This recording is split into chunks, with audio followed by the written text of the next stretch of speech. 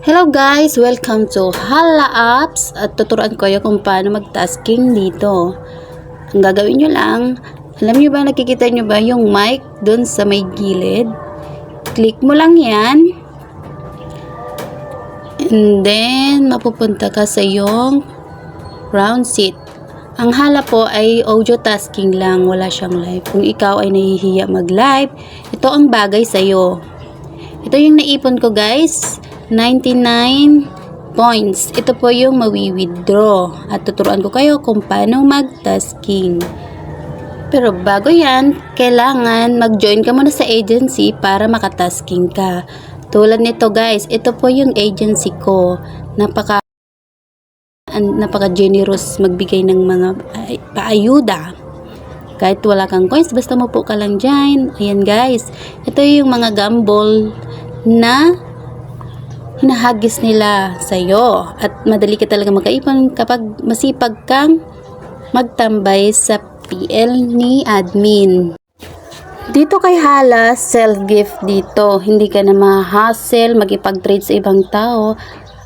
Yun yung kagandahan kay Hala dahil kapag may coins ka, pwede mong hagisan yung sarili mo.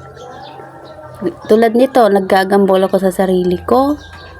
Whether ticket mananalo or hindi. Pachamba lang talaga ang paggagambol guys. Dahil 1K na lang kulang ko dito kay Hala, papakita ko sa inyo kung paano mag-withdraw dito kay Hala guys. This is the second time na mag-withdraw ako kay Hala. At legit talaga siya guys. At dahil nakaipunan tayo ng 1K, dagdag natin sa ating 99 point na coin.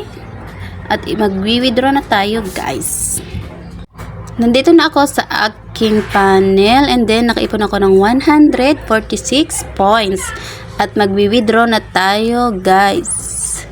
Ayan, pindutin mo lang yung points and then pindutin mo yung cash out and then piliin mo yung Philippines.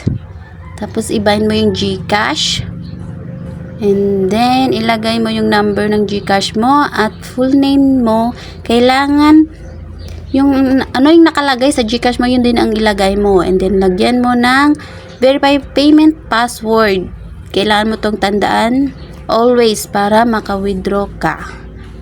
And then, yan na, successful na guys ang ating withdraw. Thank you!